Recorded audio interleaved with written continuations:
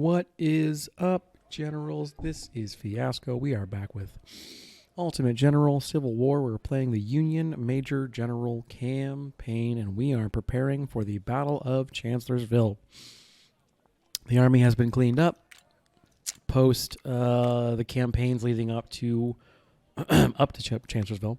All the remaining cash has been dumped into the supply wagon here, using cannons that we already had. The Confederate Army hangs out in the vicinity of 75,000, and our army hangs out in a similar situation. However, look at something on this screen. Let's put 3 Corps as the vanguard, rear guard, I Corps as the, sorry, not the vanguard, that's the vanguard, and 2 in the center. And then we have our reserves. So we have 76,000 soldiers. They have 78,000 soldiers. We have 180 some odd guns. They have 153 odd guns. But we have 78 brigades. They have 49. What the hell, man?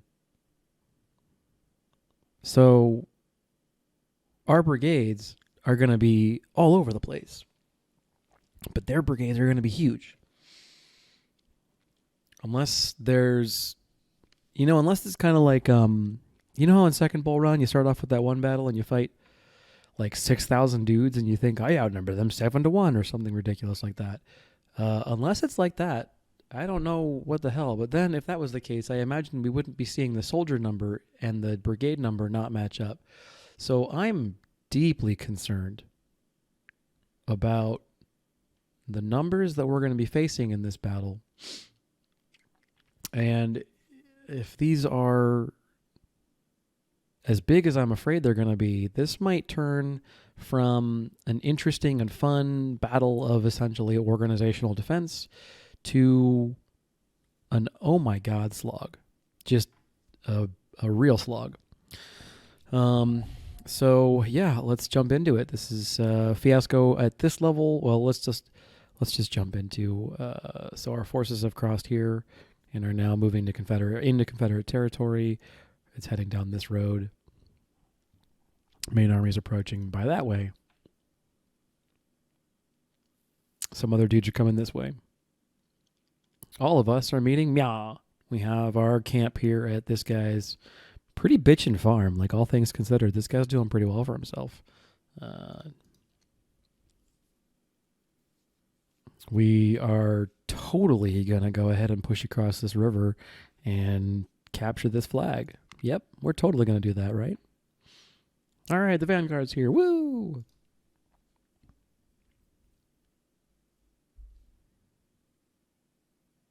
And some other dudes are over that way doing, whatever. Playing baseball. Yeah, that's suicide. We're not going to do that. Also suicide. Also filed under do not do. So instead, we're going to go ahead and do this. We're going to go ahead and take up defensive positions around Chancellorsville and trust that the Confederates not might attack, but will attack. Okay, so this is what you start off with. It's the better part of First Corps. And I imagine we get the rest of it. They talked about reinforcements, I think here or maybe here, one of these two roads, just this way generally. They talked about reinforcements, so I'd imagine as things progress, we're going to get the remainder of 2 Corps. However, we should be prepared for Confederates. I really, really hope I'm wrong. I really hope that they're, 1,500 men, just kind of like we are. But if they've got half the number of brigades that we do, we're going to need to be putting 2-on-1 at nearly every opportunity just to equal the numbers. And then I'm afraid of them, just being able to sort of push through no matter what I do anyway. All right, so let me see. These guys are farther away. We're going to go ahead and, we're going to have them come backstop this way. We're going to have these dudes backstop this way. We're going to have 15th come all the way out here. And 26th, what are you doing? Come down. All right, so I don't want, yeah, and then you can go there, 26. 34 will backstop. Gains rock will make sure everything's okay. And the 11th will hold over there. Guards, troops, we'll do the same. Iron Brigade, 24th and 22nd. All right. We got some cannons too, I'm pretty sure. Oh, 37th is doing nothing right now. Form a general reserve. I'm sure I will do something with you. McClellan, I have a suspicion that we're going to be doing a great deal of fighting in and around this vicinity, and that this crossing here is probably going to end up being pretty heavily contested. Let me see. Parrots. You're not going to be super useful in mega close work, but at medium range, you are quite good. And, oh goodness, thank good. I have some 24-pound howitzers. Let's go ahead and put you here. Is that everything? Parrots, McClellan, dudes, supply wagon. Boop, figure out where I want you most. Okay, before I unpause and start the game, I'm going to go ahead and turn my mic off. I will see you guys in 10 seconds as far as you're concerned. And I'm going to do the, post-battle recording.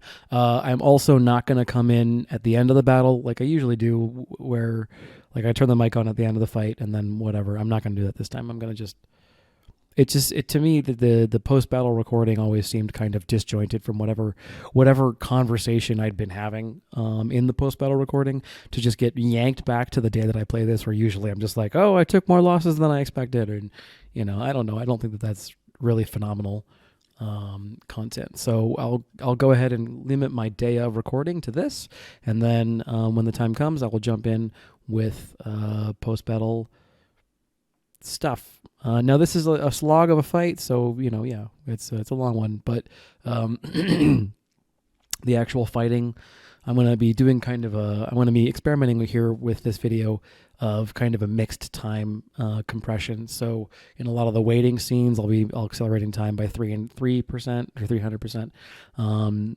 And then when it comes time to actual fighting, I'll probably try and push it up to only to push it down to 150%, so that there's still the perception, like you can see what's going on, but there's a good deal of waiting in this battle. So we'll see. Anyway, once again, Fiasco, I will see you soon. So we're off. Here we are at Chancellorsville. So initial army kind of preparation. This bit here is at a very high speed. I'm just getting my troops into position, artillery into position, etc. As I suspected and as I feared, and we'll see here in a minute, the scaling just went wild. And on the commentary for Something Compass's version of this battle, I guess we entered into a bit of a discussion about that scaling, where essentially it comes up that the number of enemy units is fixed, and the size of those units is what can scale. I'll be honest, I would prefer them to scale the number of units, but it is what it is. The force that you're seeing here is crazy. It's 3,000 man 3-star units. They're fighting against 1,500 man 1-star units. It's crazy. But hey, this is, I talk about it being a slog, and it definitely is. And Something Compass continuously warns in his videos that it's a slog, and it definitely is. So I'll be taking a look at what I do with scaling in terms of the size of the army. I've been kind of growing as whatever my economy could bear, and maybe I take a look at a different methodology. So opening phases here, I'm just trying to figure out where they're going to push, where they're going to try and probe across the water or across the river. I'm also aggressively pushing with second guards in the Iron Brigade. And my thought is I want to see if I can't get around their flank and either get right the unit here that's just kind of on the edge of breaking near 24th, get him from multiple sides, or alternatively, this is the ideal, is get their artillery down near the flag. In the instant, however, I'm distracted by 6,000 Confederate infantry streaming across this river. Well, 3,000 initially, and then another brigade right behind it. Streaming across this river, ready to just kind of engage me in melee, which is what I really, really desperately don't want. Melee is not the kind of thing that this army can really handle, especially against units this big. It's just too drastic a stamina and morale and cohesion loss. And against those kind of numbers, doesn't matter.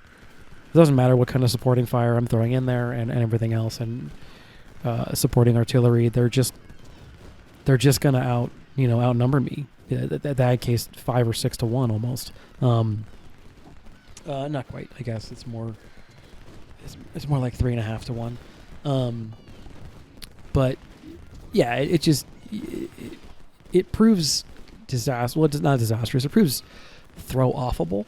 But I need to coordinate 3 units of fire plus artillery plus skirmishers to get them to leave. It's just nuts. Now, what's kind of exciting in the south is the 2 guard units have an angle on Garrett's artillery, and then I'm also very excited about the possibility of a shot at Lee. We don't get it due to some kind of, I want to say, wonky line of sight rulings, which, it is what it is. The skirmishers there are literally body blocking for Lee, and then Wright's brigade comes streaming to the south to try and prevent me from shooting his artillery and shooting his general, which is an entirely appropriate response from Wright's perspective. I would do the same in his shoes, and I think later on in the battle I do in fact do the same. But we severely harm these skirmishers, and if nothing else, we take the heat off the front line for a while, and give them a chance to rest up and get in a position and get the artillery online and everything else, while Confederate infantry reacts to the higher perceived threat in their back line and also moving towards that objective. So while I'm doing this, I'm keenly aware that my opportunity to kind of do anything down here is rapidly deteriorating. I expect reinforcements at some juncture from the south, from the Confederates' perspective, and then I also imagine that these 2 large brigades are only moments away from being able to shoot at me.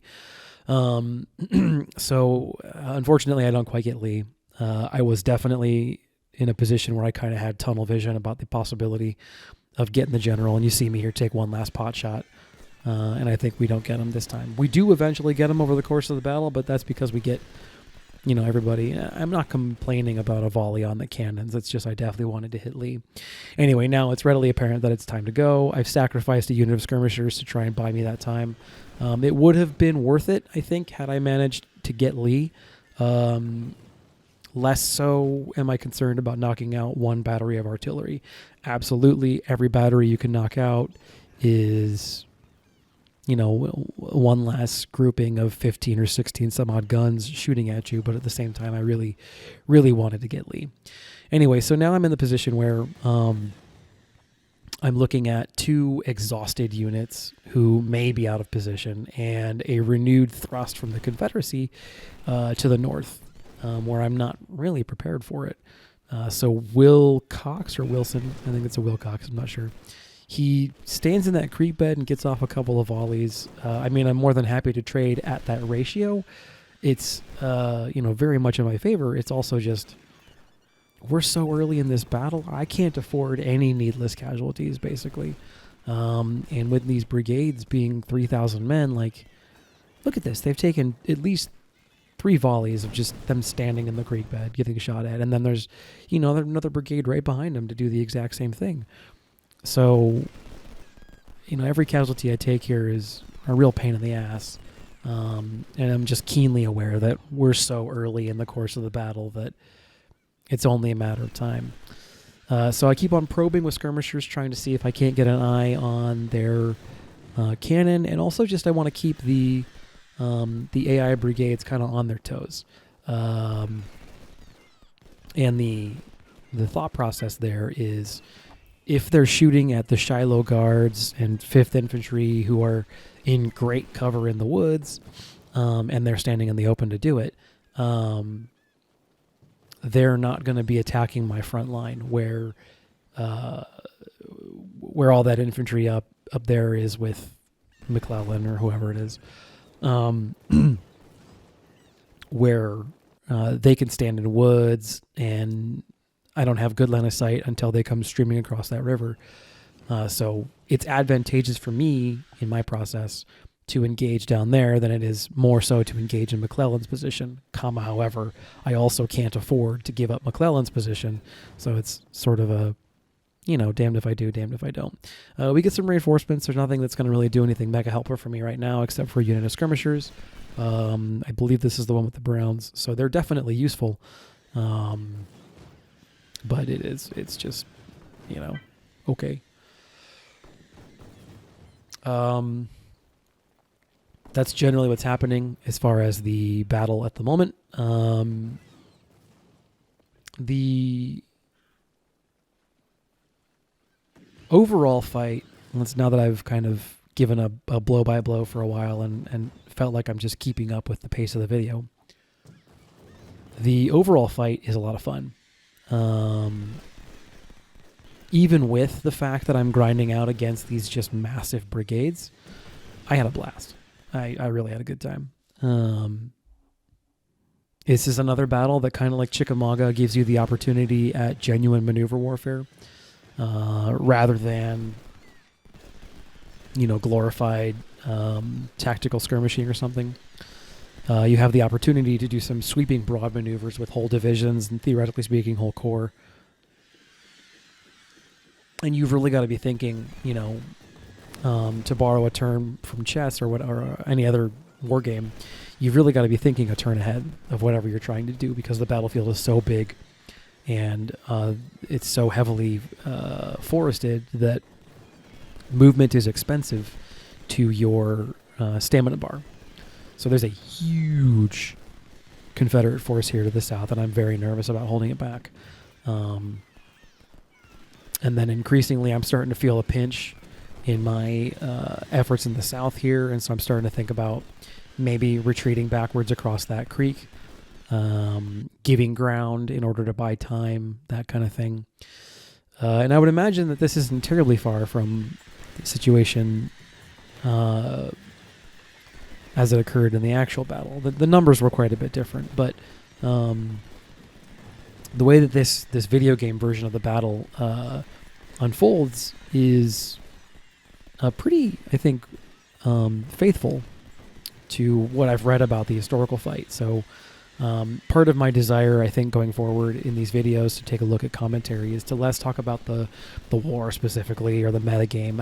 I will discuss those things, but also to talk about the specific battle. And Chickamauga was Charlottesville was a real slog of a fight, just in the actual occurrence. I'm shocked to hear about the numbers differential. The Union Army at nearly 130 some odd thousand, and there are barely that many combatants on both sides today. And then the Confederate force at just over 80, which is actually not terribly far off from just under 80, which is actually not terribly far off from what they're fielding right now. But it's split, and the way that it gets portrayed here is nuts. I can't imagine, going up against a force with that kind of an overwhelming numerical advantage and then splitting it. At the same time, though, what else are you going to do? Try and outflank it, right? Ignore the middle and just get the sides. So I think it's really interesting, the way that it's presented here, and it's caused me to do a little bit more looking into the actual historical event, which I admit that I'm not that familiar with. Turns out that this is the battle where Lee loses Jackson, one of his most trusted and competent corps commanders. And look at this. This brigade's 1,300 men or 1,400 men. They presumably were at some juncture 3,000 men, so they're at just under half size, and they're still streaming across that river. It's crazy. So I Corps really gets a punch in the nose trying to hold all this stuff back, but we get a second unit of 24 pounders online. We get more supporting infantry. McClellan's still there offering his leadership aura and then also his cover bonus. On the Union right, at least as far as this position is concerned, I have retreated back across the creek, so I'll be harder to attack. My mission to deny them that early battery, or ideally generally a failure, although both weakened. My understanding is that Lee's about half health. I watched the casualties and the moment of, and that battery is for sure at about half health, considering it started at around 550 and it's now down to 280 and change. But my units holding the line here are getting mauled, and it's not because it's not because they're in a bad position or they're fighting poorly or I'm utilizing them badly. They routinely are chain routing these Confederate units. It's just that there's another one right behind them, and 3,000 man volleys. I'm sorry, like it's a 3,000 man volley. What am I going to do? So I've got 2 units of 24 pound howitzers. I've got a unit of parrots just pounding away. I've got dismounted cavalry. I've got all this infantry trying to meet them in the 4 there. And I'm trying to threaten their flank with that force, which is mostly Guards infantry, to the Confederate left, Union right, with the intention of drawing even just 2 brigades off of this thrust. My thought process at that juncture is even that is worthwhile, in that it draws the focus away. But as it stands, this is just brutal fighting, and the entire day is like this. The entire day goes pretty much this way.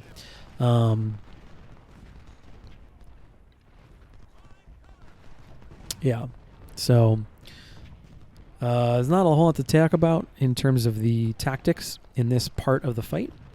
So let's return. Oh, okay, then we're going back to the camp screen briefly. So in the camp screen, we take a look at the numbers. They haven't gone down much. I replace officers if I've lost any, and because I have 30 some odd thousand recruits, even though I've got no money, I can bump back up my artillery units. Yes, it's with recruits. Yes, I lose some stats. Meh. It's fine. And then a handful of my infantry units I also bump up because I've got whatever appropriate weapon they're trying to use. I've got it in stock. So obviously without jeopardizing a star or anything, I throw soldiers at some of these units to bump them back up without spending any money. And it's just trying to make good use of the resources I've got, make sure I've got every angle I can going into this battle. Now, I'm confident that after the battle and lead up to Gettysburg, I will have the opportunity to utilize resources and everything like that. But in this moment in time, to get the army to this level of a fighting strength, I really had to use every penny available. And I'm not entirely sure that was the best course of action. By which I mean, I bought another supply wagon for the 4th Corps, and I put together an artillery unit just to sort of give them a body, and then they would send in whomever. And I don't know. I utilized the artillery cart from 4th Corps, but frequently it comes in so late into the fighting in the days where 4th Corps is even present that it's of limited value. And I wonder if that 35 grand, or well, it's 34 and change, but whatever. I wonder if that 34 grand might have been better used bumping up some of these units, or I don't know, anything else. But, well, I mean, it doesn't really matter. I guess the battle's already over. So I was getting distracted. In this battle, Lee loses Jackson, and that's crushing to the cause of the Confederate Army, I think. I have no real life perception of what Corps Command or Army Command would have been like in that era. But, I've read enough to suggest that essentially you wrote a letter and then found a writer, and then that person rode to that person's general area of responsibility and then trickled his way over towards the person in charge. And that's why you have so many generals and whatnot when you have not nearly as many today, is because we can do it all over phone. So the numbers, 75,000 versus 74,000. We've had some casualties. They took it a little harder than we did, but not much. And one of the things that I understand about this era, and I don't know if this is 100% accurate, is that Corps Command was, or the case of General Lee, it was very personal. Lee or anybody, really, I'd imagine. So if you have to write your orders, on a handwritten note on your thigh, basically, and then give it to someone shorthand, and if you can assume any degree of knowledge whatsoever and any piece of information you don't need to write down, that's time saved, and that's efficiency on the battlefield. And so my understanding, limited though it may be, is that Jackson was one of Lee's most trusted and they knew each other very well, and his most trusted Corps commanders. And I would expect that means that, let's say that Lee has an objective in mind, and he knows that, if I give it to Jackson, he will likely go about it in this fashion or that fashion. He will approach the problem in XYZ manner. And so if that's the case, Lee can just say, hey, do like you did at 2nd Manassas, or maybe they even have shorthand where they've discussed before, where, it's kind of like a football play, like pull a blue 49, or whatever the appropriate term would have been at the time. Pull a Fredericksburg on those bluebacks or something. And primary source material I've read from the time does not indicate that they would have spoken in that kind of a shorthand, but you never know. It would have been a very, extremely well-worded letter. If I can be so rude as to encroach upon you to mobilize your forces, would you be so kind, my dear friend Jackson, to occupy that ridgeline, or something along those lines. But I'm getting off topic. The point that I'm thinking to make is that if Lee knows Jackson as well as Lee knows Jackson, and Lee knows that Jackson's competent and everything else, Lee can assume a certain amount of information and just assume that Jackson, he'll understand how that Jackson will interpret a piece of data or an order or a question. And the loss of Jackson here, I think, is directly attributable to one of the major blunders, finger quotes, of the Confederate Day 1 at Gettysburg. I'm going to butcher the names here, so I'm not even going to bother, but one of Lee's Corps commanders in the early day of the fighting is ordered by Lee, quote, if practicable, end quote, to take the heights outside Gettysburg that end up being the focal point of the Day 2 fighting. And that commander, who may well have been the person replacing Jackson, I don't know, took the word if practicable literally. And in lieu of exposing his forces to a certain degree of, higher than acceptable in his perception loss, didn't take the heights, functionally costing the Confederates the battle. And as a result, the entirety of the march, the invasion into Virginia and Pennsylvania, and one could argue as a result, the entire war. There were political aims that Gettysburg was intended. Well, Gettysburg wasn't really ever intended to happen at Gettysburg, but that's not the entire point either. I'm not talking about the myth about them being there trying to get shoes. It's just that they didn't want to fight there, and it's the same thing I talked about in the cavalry video, the cavalry supply raid. This might not be the fight you want, but it's the fight you've got.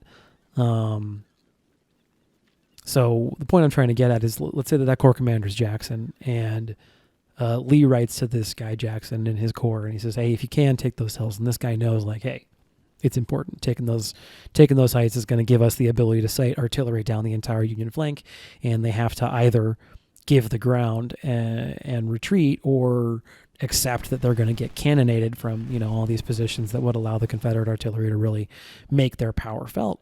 And, you know, he like pushes his dudes and accepts that he might take a little higher loss rate on that day, but the cause survives and the army overall is better off, and et cetera, so forth and so on. And this new guy, whomever they are, doesn't. And that failure on day one to take the hills bears, history shows us with 2020 hindsight, of course, irreparable damage to their objectives in that battle. So that's what I'm saying when I feel like the single biggest casualty in this battle was Jackson. There's men, material, cannons, okay, all that kind of stuff, definitely. But the actual day of figures weren't that bad. $17,000 for the Union and $13,000 for the Confederates in real life. And now I don't want to take away from the sheer atrocity of that kind of a number. 30 some odd thousand people are dead in the course of 3 or 4 days fighting. And if historical death to wound ratios is anything to go by, double that number are wounded and maimed for life, or, you know, some are walking wounded, some are, you know, just forever scarred. You know, they can't walk, or they got no arm, or they got, you know, all these just horrible things. I don't want to take away from that, but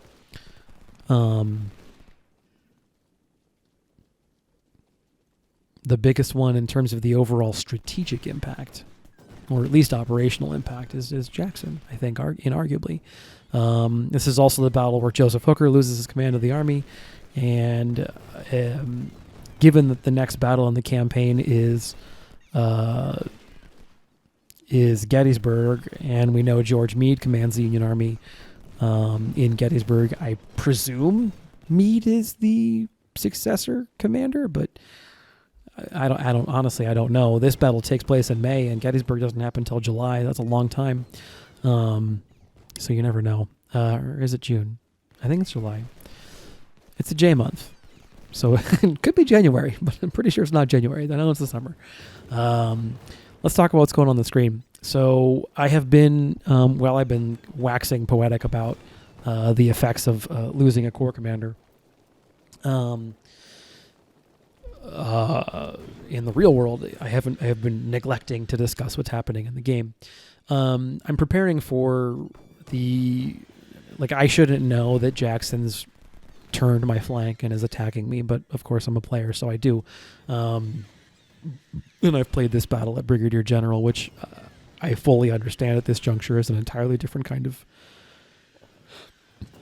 entirely different kind of game. So what am I doing? On the screen, I have the majority of 3 Corps and elements of 2nd Corps positioned in such a manner as to check Jackson's attack on my flank. I have deployed nearly every gun in my artillery cannonade, or artillery trail, on the Union right flank to meet Jackson's flank attack. And I have I'm not going to say token force, but I have a holding force of infantry in heavy defensive terrain on the Union left, intended to prevent or dissuade any Confederate thrust in that direction. Now, if I'm the Confederate player in the shoes of this particular Confederate army, and I've got these 2,900 man brigades, and I've got this ridiculous, it's just all the things that the AI has, 3 stars, and all this kind of nonsense, I'm definitely attacking on both flanks at once right now. And I'm trying to strain the resources and figure out where I can find the hole. So what's happening, and as far as what I'm doing, I'm keenly aware that day 3, Jackson continues to push in on my left flank, and that battle is a real mess. It's very hard for the Union to throw that back, unless, well, to my perspective anyway. To me, it seems like it's hard to throw the Confederate attacks on day 3 back, without losing access to the flag, without losing access to some other things. And so,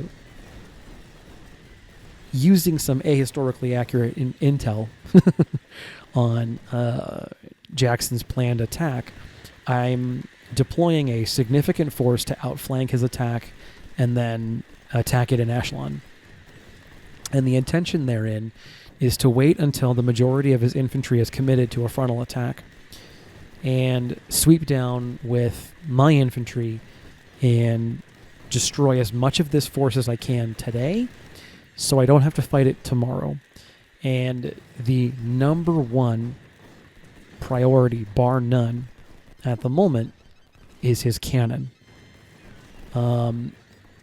Obviously, I'm not going to say no to wiped out infantry brigades.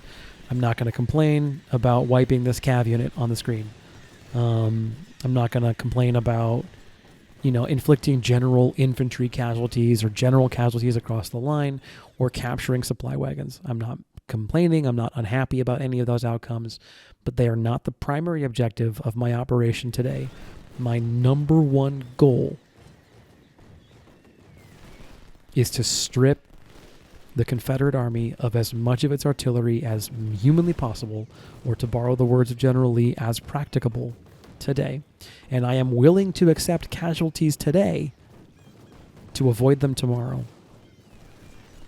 Again, some of this stuff is ahistorical intel. Some of this stuff is me knowing more than I, fingered quotes here, should know. Not that you can see that. In terms of what the Confederate battle plan is. But I've played this battle on Brigadier General, and I have a decent indication of what it's probably going to be like in BG, which is to say harder by a long shot. So I'm staging as you can see on the screen, a shitload of infantry. Almost as much infantry is being staged to attack in echelon as I have staged to defend.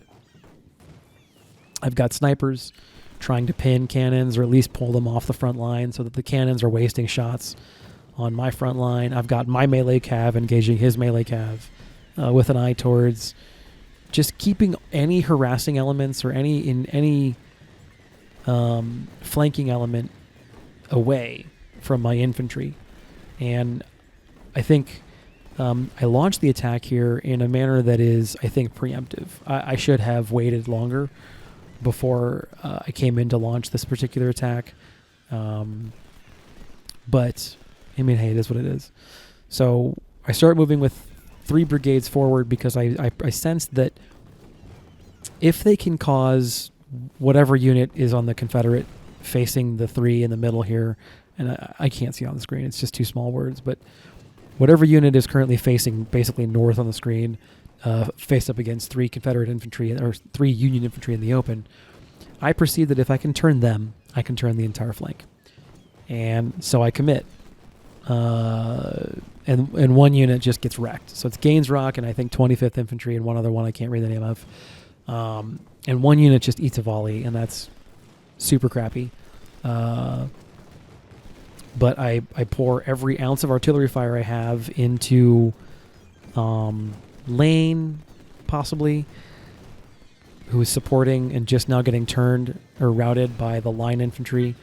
I put as much fire as I can into this infantry. Harris? It's the one that's routing right now. And everything is being put into turning their flank here so I can begin to roll up the flank. And more medium term in my mind is there's this great block of defensive terrain to the south of my current position, is these trees here that the Confederate artillery is currently in and Jackson's riding out of. I want that terrain. I want to use that as my base of operations. So I'm deploying my dudes who are tired, and I have every intention of resting them before I commit or I engage them. But I want them in a place where once they're done resting, I can move forward. I also want to get into a place where I can threaten Confederate artillery and silence the guns as much as possible. Because again, every gun that I kill now is a gun not shooting at me tomorrow. And frankly, in the broad scheme of things, I'm not concerned about holding my front line today. The Union front line today is, as far as I'm concerned, impenetrable. One teeny tiny itty bitty benefit of the way that the numbers are stacked out is the Confederates have decided that they wanted to go ahead and build big brigades, which I respect. And the Union, by alternative, has decided they wanted to build an equal number of soldiers, but in brigades about half the size. And what that ultimately means is that I've got brigades to spare. I've got brigades everywhere. And while individual brigades on the Confederate side are these just monstrous superstars who require just an insane amount of firepower to break, they can't be everywhere at once. And if I can utilize, in some locations, a terrain force multiplier advantage, say, for example, on my left flank, to the right corner of the screen, I can defend a huge swath of territory with a relatively small number of bodies because they've got overlapping fields of fire, because they've got supporting positions, and they've got great cover, and they're in good terrain, and to get to me they got to walk across a creek, and blah, blah, blah, blah, blah, all that stuff. And that frees more and more and more and more and more of my dudes to be over here on the offensive, pushing into what should be Confederate territory, killing cavalry dudes, killing infantry brigades, killing cannons, all of this stuff. And it's my supposition that I win this battle right now. In turning Jackson's attacks flank. And it's right now it's still very hard fought. Okay. Spoiler alert, it's successful. I turn the flank. I get most of his artillery. There's a couple of there's one or two batteries that is south of the river, and I can't get to it in time. But everything that's on this side of the river I get. And we get a few volleys into Jackson too. I don't think we get him today. Maybe we do. I'm not sure. But yeah, I'm the number of brigades. Oh, we do get Jackson. Okay, the number of brigades that I can bring to the field. Yes, they're smaller. Yes, they're not as powerful. Yes. Okay, fine. The fact that I'm shooting at these Confederate brigades from enough different sides, it's actually better, I think, to be utilizing, because this is a battle of two armies that are the same size in terms of the number of people in uniform on the field. But it's my firm belief that the 1,500-man brigade is superior to the 3,000-man brigade in this instance. So if numbers are equal, the 1,500-man brigade is superior to the 3,000-man brigade. Because essentially two brigades can be shooting at one, and one can get a flank, and one can fix, and all that kind of stuff. Hell, I'd even go so much farther to say as one 800-man brigade and two 1,200-man brigades may in fact even be superior still, for the same kind of reasons, although this game does kind of put a cap on the number of units you can bring. So the cap isn't the number of soldiers, the cap is the number of units, or the unit slots. So, I guess there's that. So the attack here is messy because this is great defensive terrain and the Confederates are really tenacious defenders on this map. But at the end of the day, it's going to be a Union victory just because there's enough brigades I can keep throwing them at them. There's a huge melee cav swarm down here in the south. I see an opportunity to wipe a unit. It ends up taking longer than I initially calculate, and by the time I realize that I'm in too deep, I'm kind of too committed to kind of do anything about it. I charge the dragoons here as well into this brigade, and even though they're not optimized for melee, because I have 3 units charging 1, and because they provide internal self-supporting fire, they're also disastrously effective against, it looks like Pender on the screen here, but I'm not sure. And it gets me great penetration into the Confederate position. So I'm able to split, I think, one of these cavalry units off and engage that artillery brigade down there as well. So the Confederate position has been turned. They are taking just a real pounding at this point. There's not really any safe place for them to operate from. There's nowhere that they're not getting shelled. There's nowhere that I'm not running them down from with the cavalry. I'm surprised that the carbine cav is performing much better in terms of melee kills than the melee cav. Now, that might be that my melee cav is, relatively speaking, less experienced than the carbine cav. But I'm not sure. I would have figured that it would be the other way around. It is what it is. So I get a dismounted dragoon unit on that cav brigade, and then the carbine dudes just keep on wailing on this guy.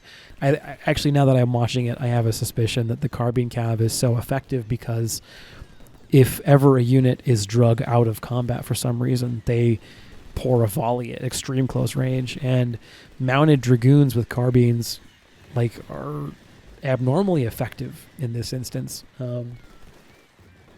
when it comes to fire or fires. So here my position, I advance and I come across the bulk of the Confederate position now, and it's apparent to me there's still a very significant amount of forces here, but I'm still confident that at this point I have such a terrain positional advantage that they're between a literal rock and a hard place. They can't go in any direction and not receive punishing infantry fire from mostly rested infantry, and if they fall backwards, even better. If they fall backwards into that creek, which eventually they do, I'm going to pounce, and I will accept whatever level of exhaustion I need to make that work, is to get fire on formed brigades or artillery units or officers or whomever in the creek. And it's already starting to happen. You can already see it on the screen. You're already seeing them fall back to the creek. So now I'm redeploying the artillery. Now I'm pulling the defenders onto the offensive because it's no longer necessary for them to hold a position that will no longer be under attack. I've got just incredible angles of fire on some of this Confederate artillery, and they're still putting up a hell of a fight. I don't want to put them down. They're just outmaneuvered at this point, and they're outgunned, and they're clearly outnumbered in a number of units perspective, if not a number of men perspective. Although I have a suspicion, also number of men, and we're just starting to wipe units because they just don't have anywhere to go, and all my guys are firing on people. And I do take a volley on my skirmisher unit there, which really sucks. They tried crossing the river. I tried getting cocky because I wanted to get some flank fire on some of these artillery units in the creek. I didn't realize that there's a brigade of infantry waiting for me, essentially, right across the river. So, I arrest the advance to not crossing the river. Tactical note in terms of things I should have done is all of those people defending the southern belly of my position. So there's these 3 1,500-man units defending my southern belly across the river. They should be on the other side. They should be closing the pincher. They should be closing the pocket.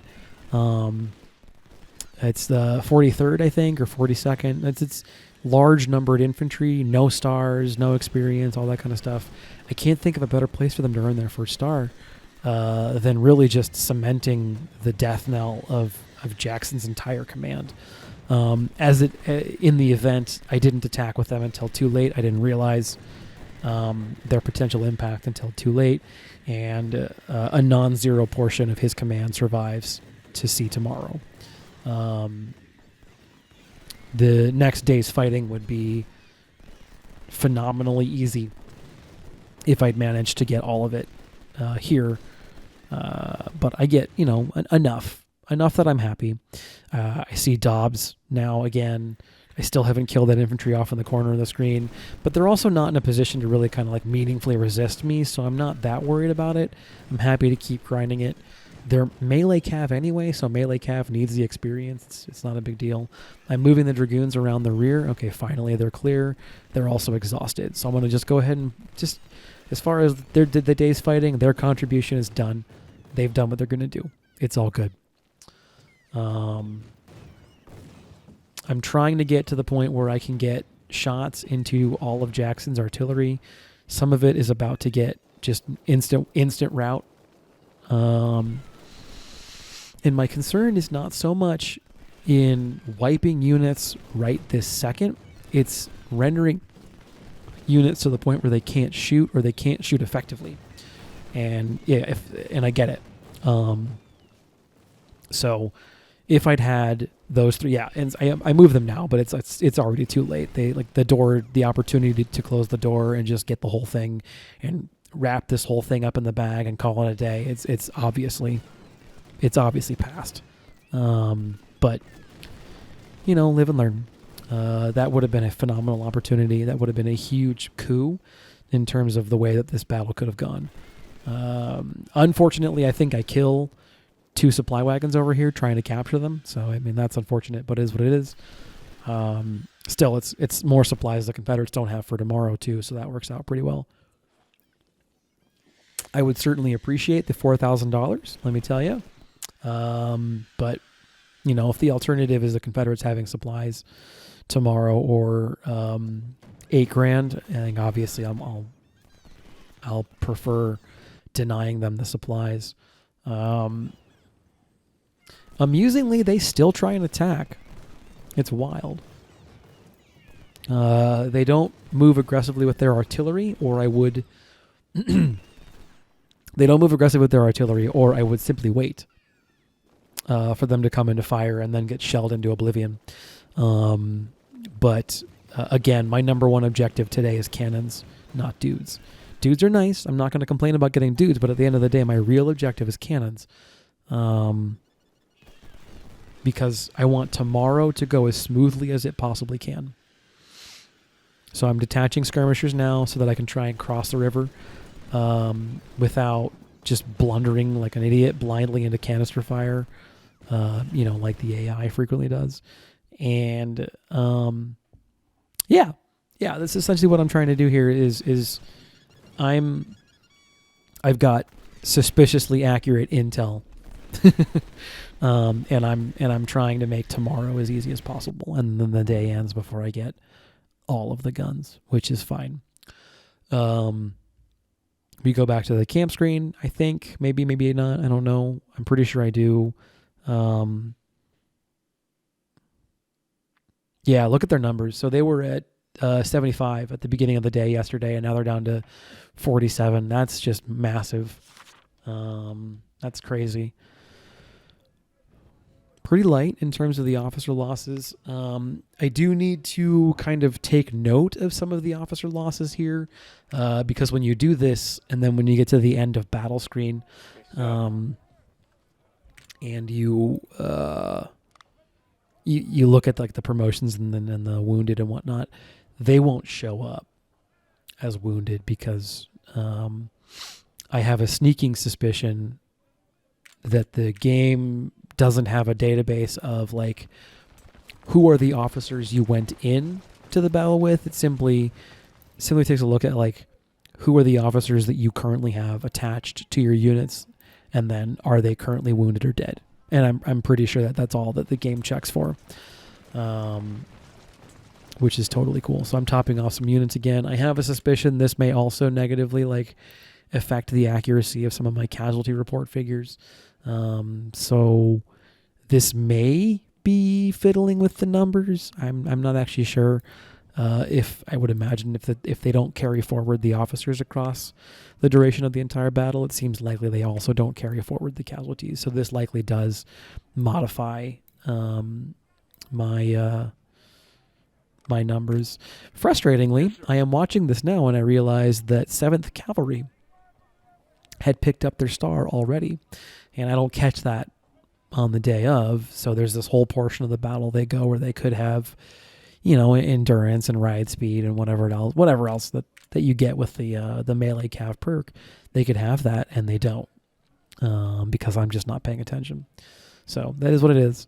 We jump back into day 2. So the Union Army is about 70,000, down from I think 76. And the Confederate Army is 47,000, down from 77 or 78, somewhere in there. Our 78 brigades are still around, and they're down from 49 to like 36 or 38. I forget the exact number. It was on the screen 2 seconds ago. I just didn't catch it in time to comment on it. So here we are at the lead in to day 3.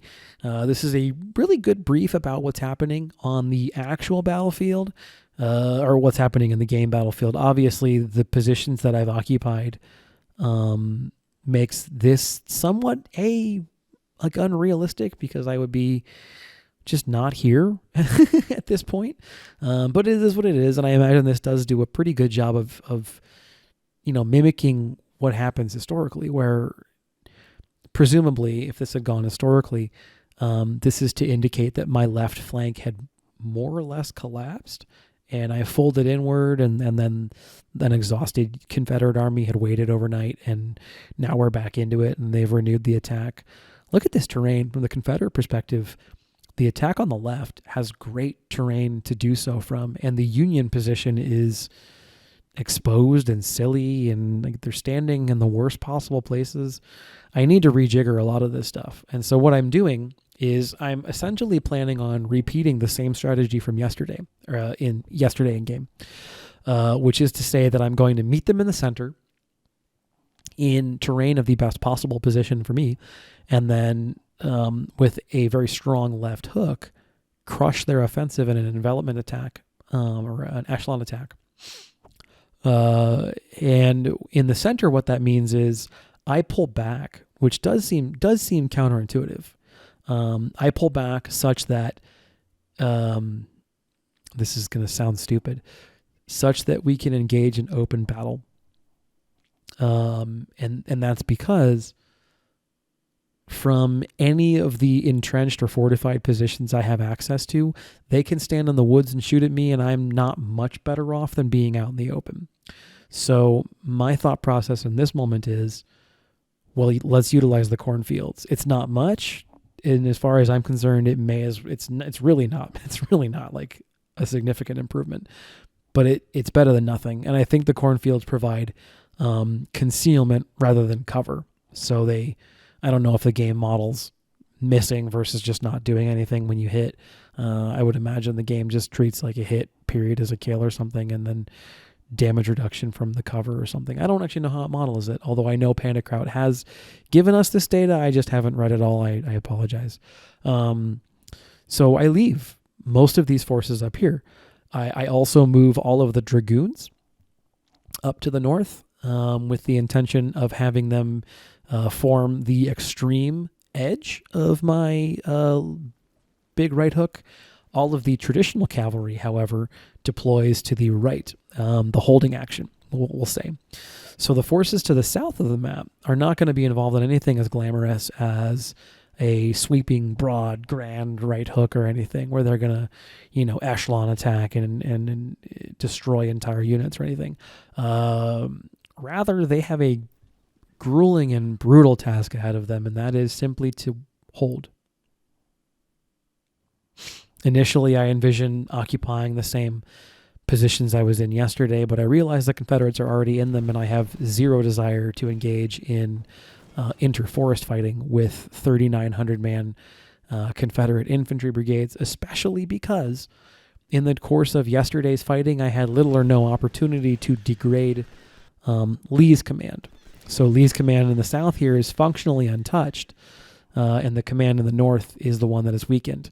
The decision, therefore, for me, is to destroy in detail or defeat in detail the force in the north as completely as possible, while holding, when able, the force in the south, and then to reallocate my resources to the destruction of the force in the south.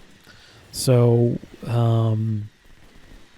let's just say that goes messily for a while. The south of this battlefield is a very exciting, for me, touch and go skirmish. And I probably could have afforded to spend 2 or 3 more brigades of infantry down there helping with the defense than I ultimately do.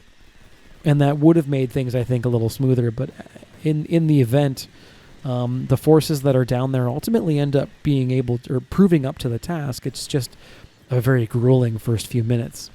However, 42nd Infantry and the troops in this copse of woods to the south, where Fiasco MG currently is, attracts so much of their attention. They pull their troops, pull some of their troops out of the block of woods that Grant is currently moving into.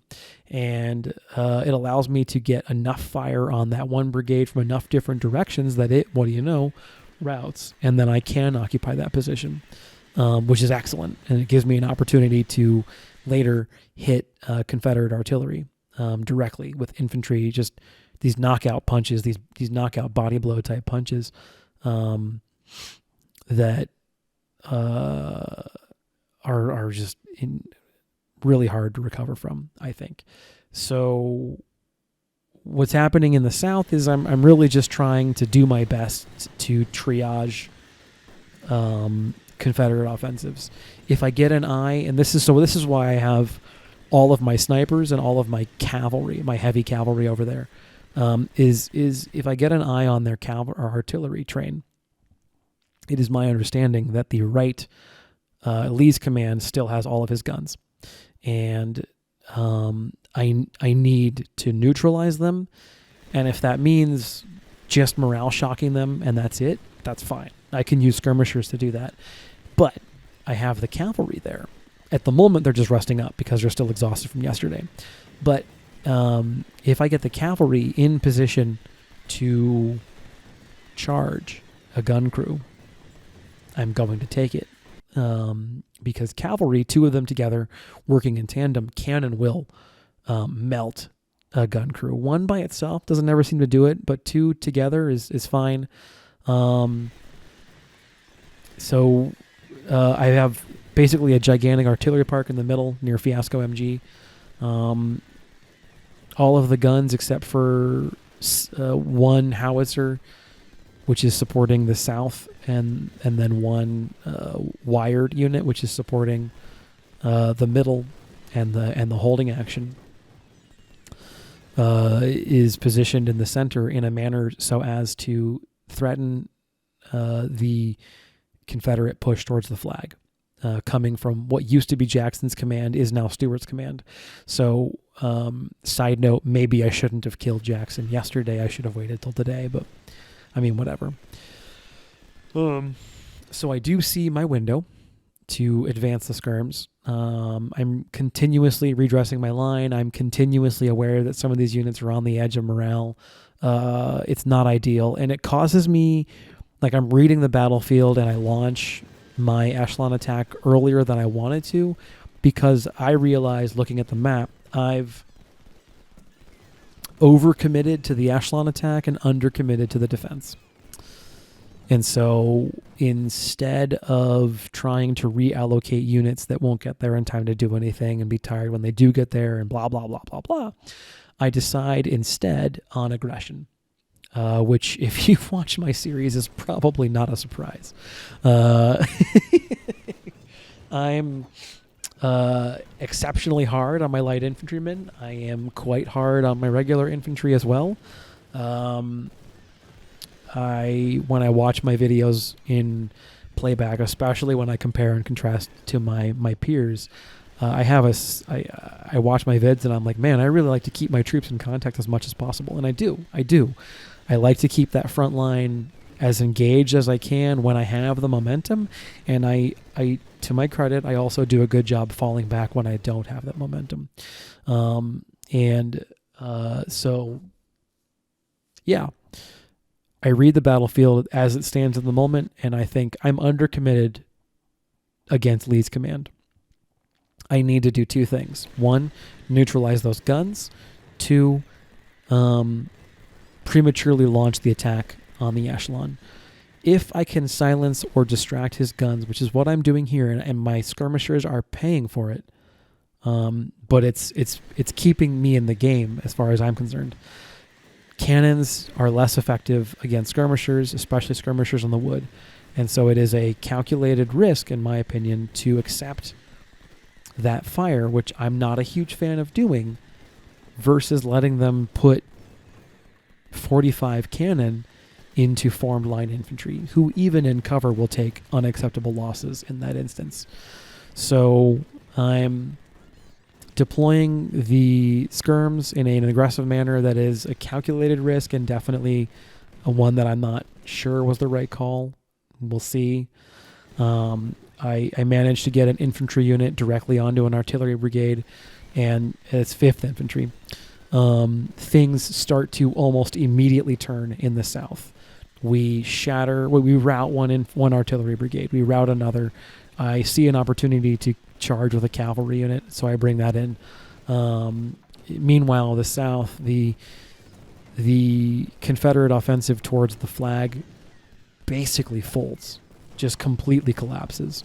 And this is because I'm using the exact same strat as I did yesterday. The dudes in the center are paying for it. It's shitty to be engaged in open battle. I don't like doing it anywhere if I can avoid it. But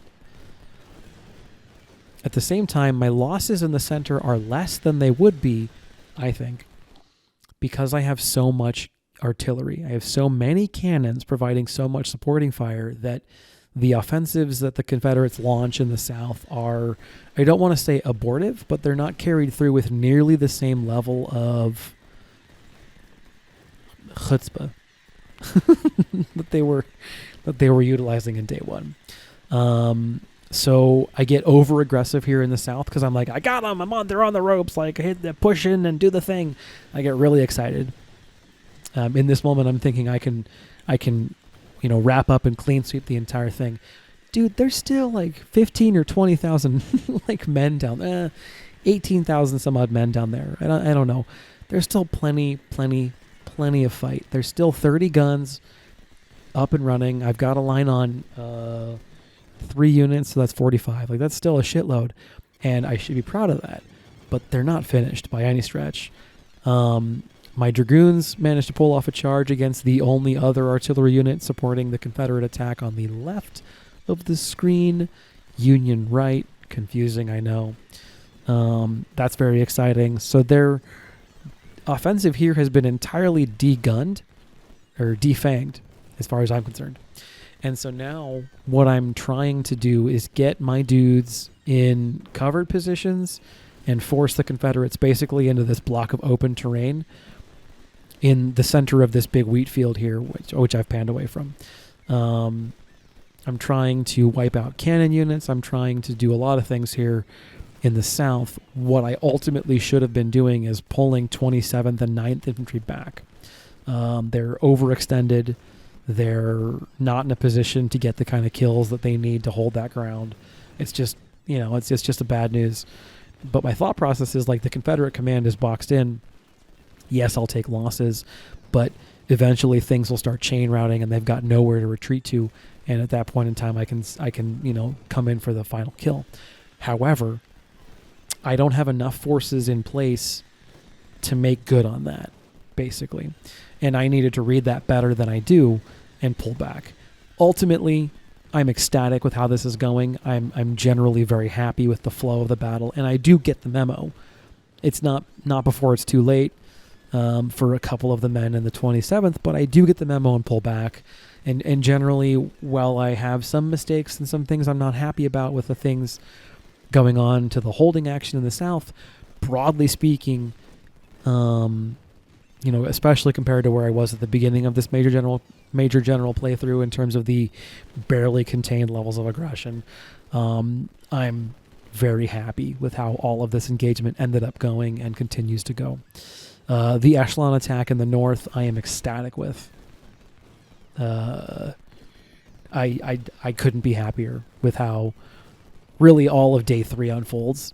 On a general sense, there are niggling little tiny micro details I want to work on, and Pandakraut has made an excellent notation that there are some micro skills I can work on, and I tried to keep some of those things in mind in the course of playing this battle, and it's a work in progress, obviously, but there are little things like that I could work on throughout the course of this battle, absolutely, for sure. But Generally, this is all going excellently. We knock out, or nearly do so, another Confederate battery. Their offensive in the north here has just fallen apart completely, and I'm closing the noose around them. And so yeah, here we go. So we're not quite wrapped up, but we're getting there. Let's talk about things I learned in this series of battles. The lead up to Chancellorsville was kind of had some highs and lows, right? Like it had, oh man. So the cavalry raid was actually really excellent. It forced me to go out of my my comfort zone. It forced me to think and play an entirely different play style and manner to how I usually approach these kinds of fights. But it was still a blast. It was still a really fun, engaging combat, whatever. I didn't inflict very many casualties. I didn't, take very many casualties. It wasn't really an important battle in terms of the overall flow of the meta campaign, but it was a really excellent change of pace from how the fighting had generally been going up until now. So briefly, instead of continuously and aggressively pushing into this Confederate position, I instead decide to retreat now that I know they're boxed in. So I have a faith that the AI will continue to come out and attack me. And so why do I need to go to them and take losses shooting at dudes from a position that is in the open at soldiers who are in cover? That just seems bad. It seems like bad trade, bad tactics. It seems like I can do a lot better. And I keep those thoughts of Panicraut's comments and Something Compass's comments and watching his videos, and I take it to heart and I say, okay, back up. Back up. Deploy skirmishers so you can see into the woods, but otherwise back up. And they're still coming at me, but my guys are in cover, and their Confederates are in a creek bed, and I'm getting much more effective trades at this point. So, I'm seeing like, okay, hey, backing up is working for me. My guys are rested. My guys are in cover. They're still getting good kills, all that kind of stuff. So that's the same thing I'm doing in the South. Is I briefly, I don't know if I've done so yet, but I briefly entertain the notion of trying to advance from my current position, continue having my troops in contact, and continue running down those Confederate soldiers. My intention being essentially to, so this is me when I come out of the woods. Continue trying to harry them and never give them a chance to breathe, never give them a chance to rally, never give them a chance to reorganize, because I want to keep that momentum going. And that worked in Brigadier General. And on Major General, you can trust that they're going to come to you. So fight defensively wherever you can and fight from the trees wherever you can. So that voice in my head is like, hey, why don't we back up over on the left too? And so I disengage. I fall back into the woods. The Confederates don't disappoint. They come at me again. And so, now it's a battle of cannons and lines of fire and waiting for them to come to me, rout, run away, recover, come again, so forth and so on.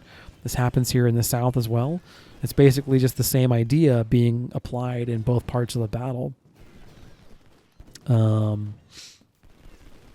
that's a lot of what I learned.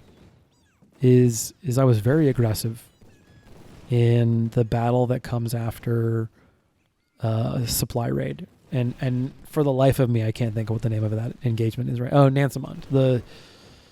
That's right. The artillery, the fire base. Yeah, like, look at the strat I'm using here. If I'd used that there, I think I would have had better success. Just shell them continuously and back up enough that they can't shoot you from their covered position. Trust that someone will come to you and you can wipe that unit, and then someone else will come to you and you can wipe that unit. Rinse, wash, repeat. I went and I watched Something Compass's videos, and I don't think he ever went in to take that fort. He just bombed them out. We just just blasted them out. Why not? So I did some of that when it came to the siege of Suffolk. Is I stuck to my defenses. I stuck to my guns. I let them come to me, and it worked out great. I had one of the cleanest victories I've had in the entire campaign. And the AI obliged me here and did the same thing. So I learned that offensive maneuver is expensive. Attacking is hard and expensive. It's a pain in the ass on the checkbook to replace 2-star vets. I learned that my thesis of good enough often is, I think, definitely bears out. This is a battle of predominantly 1-star troops. I'm going to sound braggadocious here, so I apologize. This Chancellorsville is a battle of 1-star troops supported, in fairness, by 2-star troops, absolutely destroying a very tough 3-star opponent. And it's predominantly because at every opportunity I sought to have 2 or more units of mine engaging a unit of theirs. So now we close the noose on the north. They're weakened enough that I feel now is the time to go ahead and take them out. And so we move. And the eye here is move to the north, wipe that, redeploy the artillery, wipe the south. And so I'm very carefully trying to make sure I keep my lines of fire clear, I keep my troops advancing, all that kind of stuff. And we get after it. But they keep coming out of the woods in the south and helping me out. So, I'm more than willing to let them do it. Yeah. So all of Jackson or Stewart's command is now completely wiped.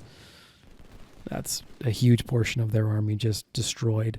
Frustrating for me to see so many of their soldiers, walk off the field and they get to keep him, I guess. I don't know. But it is what it is. It's fine. So they're still coming out of the woods. I'm now redeploying the artillery, and I'm not going to engage Lee's position in the center here until all those cannons are in position. The thought process being that I'll lead with skirmishers, and the second that I have line of sight to a Confederate target, I can, just shell that bastard into oblivion. It's the old red leg in me is very excited about that prospect. And again, caveat, I was not a 13 series soldier. I was then an artillery unit. We've been over this, right? I have an affinity for the artillery, even if I myself was never part of the Corps. I think Chancellorsville is not quite as fun as Chickamauga because there's not quite as much opportunity for open field maneuver. Yeah, so that's a mistake. I come forward with the skirmishers of the 27th, and they just get mauled in the same territory I've spent most of this battle mauling Confederate infantry. Like, that creek has got to be just dammed up with dead soldiers, which is not, a particularly enjoyable thought process, but it is what it is. Chancellorsville is still fun. And it's challenging in a really interesting and fun and cool way, but it forces you to really think ahead in a way that even Chickamauga didn't, although Chickamauga also, not Stones River, in a way that Stones River also does, because the map's so large. It takes it and adds an additional piece to that where the terrain is not conducive to large organized maneuver warfare. So I still think it's very fun. Even now with the 2,900 man, huge battle, it was a slog, and I took heavier losses in some units than I'd like. Okay, that sucks. But I still had a blast. I still had the opportunity to maneuver an entire army in the field. I still had the opportunity to fight this epic Titanic battle. I can't complain about any of those things. I am responsible for growing my army up to a certain size. I like big brigades. I like 1,500 man units. I like 16 gun batteries, or I think only my Wireds managed to hit 1,600. The remainder, or 16 guns, the remainder are at 14 or 15. And that was basically a money thing, but also I only have so many Parrots and 24-pound howitzers thing. Yeah, so yes, performance of the Army. So I am unsure how best to continue maintaining 2-star units in the Army, and I don't even want to think about what it's going to cost to maintain 3 stars. And I'm debating allowing these units to just be smaller, just letting it happen, and using them as fire brigade units rather than line units. So I will endeavor to always have my 1-star units as my front line and endeavor to use the guard units to just backstop. I'll endeavor to do that, but then what happens when my 1-star units inevitably end up turning into 2-star units? You know? Do I grow a 4th corps of no-star rookies and use that? I don't know what the answer is. So and I should have closed the door here with those guys, but I wasn't thinking. It's another conundrum. It's another organizational conundrum. I'm really happy with the Army and the organizational structure and the thought process, and I feel like the theory behind a lot of this stuff is sound, but I got to figure out what I've got to do. I've got to figure out how to take, fewer losses in 2-star units and keep them predominantly to the 0 or 1-star units and that kind of thing. It's doable. I just got to figure out how. Or, be like Something Compass and take like 4 casualties ever in any of these battles. SC, if you're watching, like the losses you take in these fights are just non-existent. So it's very cool. All right, cool. So this battle is barely even worth mentioning. I have the whole thing at 400% time. The Confederates have like 4,000 dudes on the map, and 1,700 of them are cavalry. So, yeah. This is the mop up. We're going to take a look at the post-battle screen, and then we're also going to do the Salem Church in this video as well, and that's for a couple of reasons. One is the game sillily doesn't allow you to save after the end of the 4th day. So it just drops you right into Salem Church, which I've since looked up, and it happened on the same day or near enough to it. So I get it. But let me save, dude. I just played like this. We're at what? It's an hour and 20 and change. And you've seen how much of this video I played on slow-mo, and I've been speeding it up to try and make this bearable for you to watch. Think about how ridiculous a marathon session I must have put into this battle. What the fuck makes you think I have any interest in playing some battle involving troops that aren't mine at a church? Let me save. I'll play it. Let me save and make it, the requirement for me to continue on to the next battle, to 2nd Winchester. Let me go to bed, man. Just from a campaign game design perspective, that's all I'm talking about. So yeah, I mean, whatever. I take the flags. I put the troops in positions such that the cavalry and the skirmishers don't have anywhere to go. Whatever. This part of the fight is so not an issue that it doesn't matter. We'll get to Salem Church here in a second. You'll get some casualty figures. Here you go. Okay, so after medicine, it's 93 and change for the Union, and all told, it's just over 62, I think, 61, 62. I think 62. maybe 61 for the whatever, 61 at least for the Confederates, and that's excellent. That's like I wrote this down. I actually wrote this down. So 9,300 to 60,911. That's a 6.54 to 1 kill ratio. On this battle, given how much of a slog it is, given how not so huge that Confederate army is and all that kind of stuff, I'm fine with those numbers. Especially given that the highest loss ratios appear, at least on this screen, to predominantly be in 1-star units. Now, there's a handful of guard units up there too, don't get me wrong. A metric boatload of promotions, 6,000 rifles that are good, 500 cavalry carbines, the 1861 Enfield Cav carbine, which is one of my favorite carbines in this game. I think it's excellent because it gives your Cav infantry range of 300. I think that is, it cannot be stated how useful that reach is. It's the number one reason I don't use carbines, is I have to just close that gap in a manner I don't want to. And then we also captured 13 guns. I forget the types, but they were all medium weight weapons. So here we are. We're jumping into this battle as well. This is Salem Church. I have in the past, I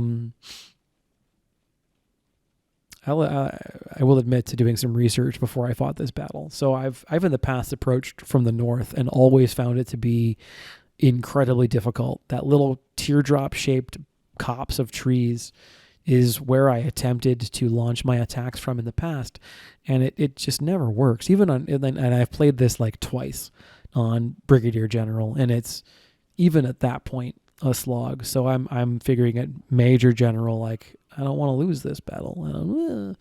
So I did a little bit of homework, and it was like everyone's saying, like, come from the south, approach from the south. The south is better. So I figured, okay, let's give it a shot. So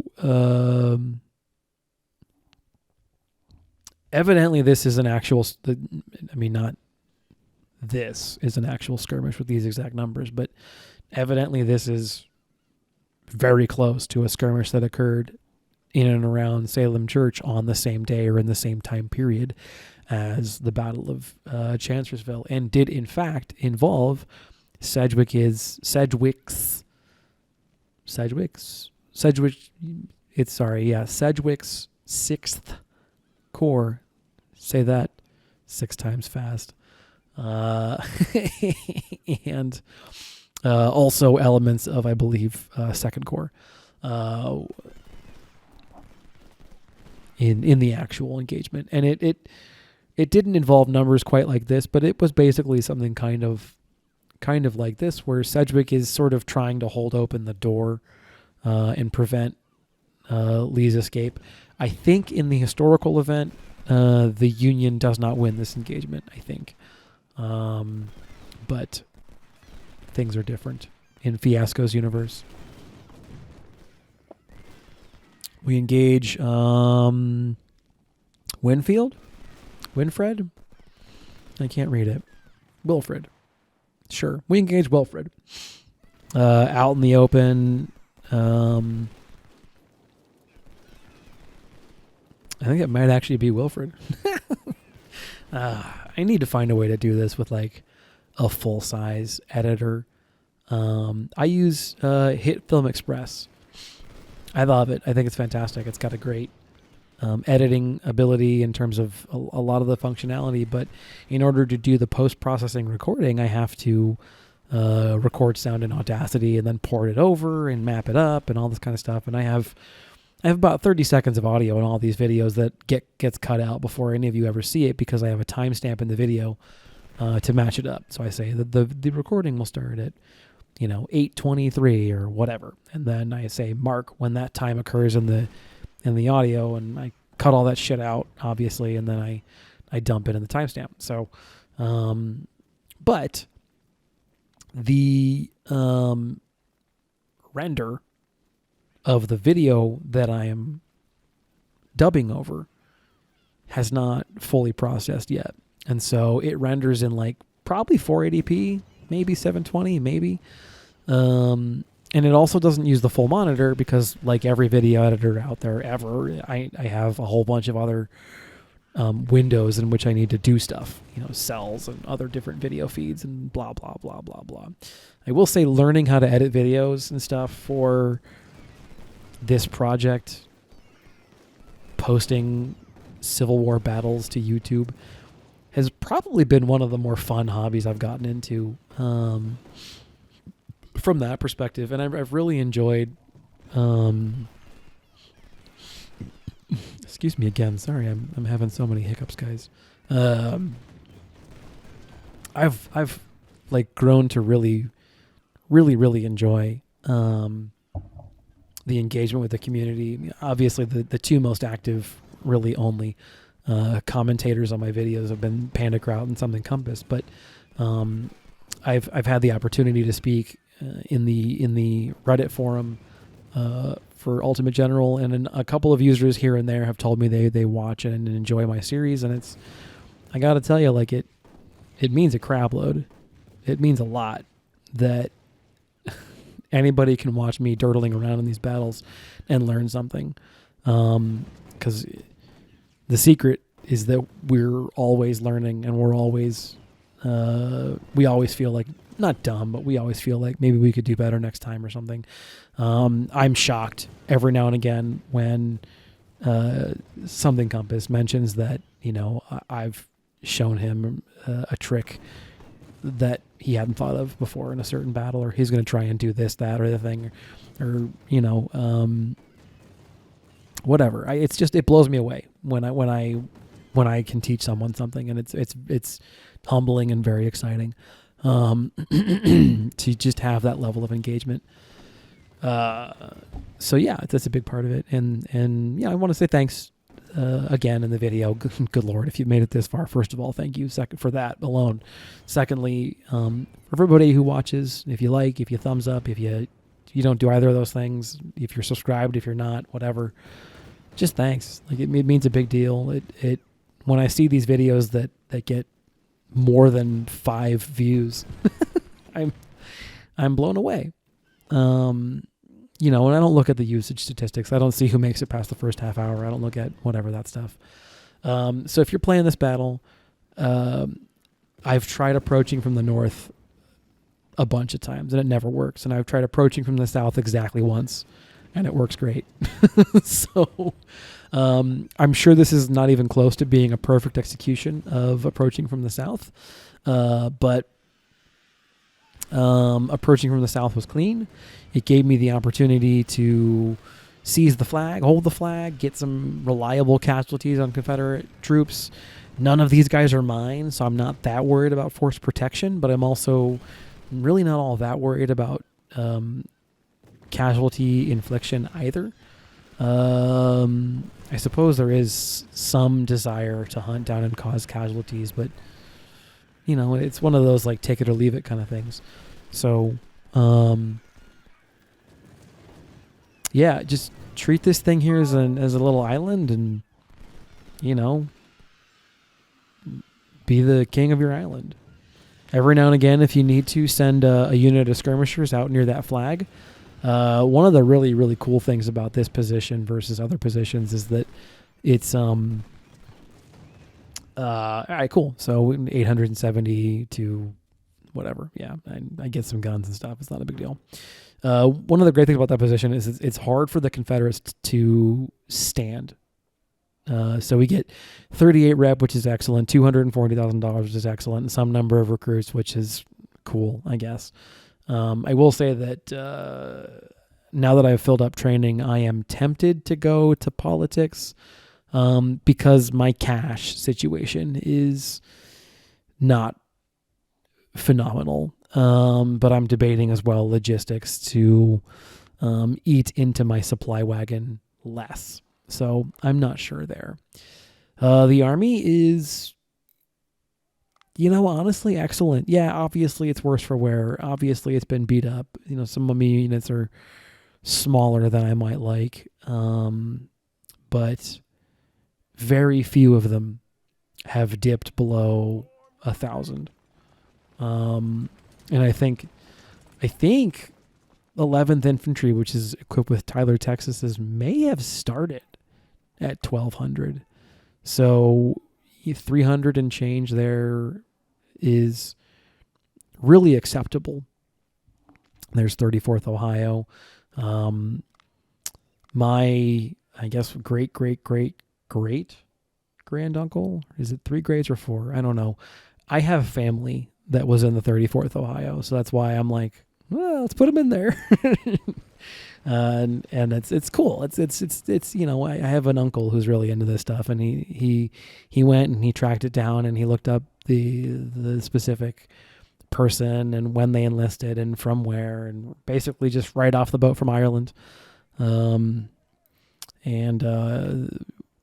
where they were engaged and what they did and their history and all that kind of stuff. So as an homage to him, I've put the 34th Ohio in here. I suppose at some juncture I'll create. I would love if this game or if they ever do a Ultimate General 2, would allow for colored troops, U.S. colored troops. I think it would be really fantastic to have the 54th Massachusetts or something, just as a kind of, you know, or to give the Black Hats Brigade their actual hat, that kind of thing. So I'm very excited about the CS Richmond carbine and the Enfield carbine for the cavalry and all that kind of fun stuff. We're coming up at the end of the video, though, so this is Fiasco. I hope you learned something. I know I did. I know I've also kind of rambled, but I will see you in the next video. This has been Chancellorsville and Fiasco.